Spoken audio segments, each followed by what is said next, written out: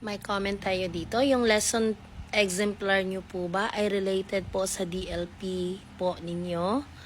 Okay, so ang tinutukoy niya po dito ay yung indicator 1 po ng T6, yung use research-based.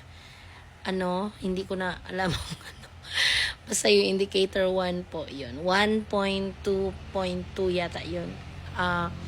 Yung MOVs po kasi nun is yung lesson plan, lesson exemplar, activity sheets, and assessment material.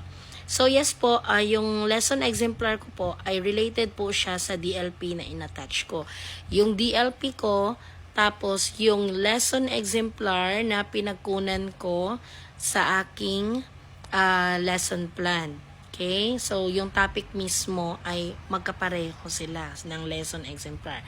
Tsaka yung activity sheets na inattach ko din ay doon ko rin kinuha sa lesson plan. Kung ano yung ginamit kong activity sheet doon sa lesson plan, yun din yung inattach ko. And then, kung meron po kayong assessment material na maia-attach, so, mas mabuti. Okay? So, yung inattach ko din na assessment material ay pareho din sa same topic. Okay? So, related lang din po siya. Wala namang sinabi doon sa DepEd memorandum ng reclassification po na kailangan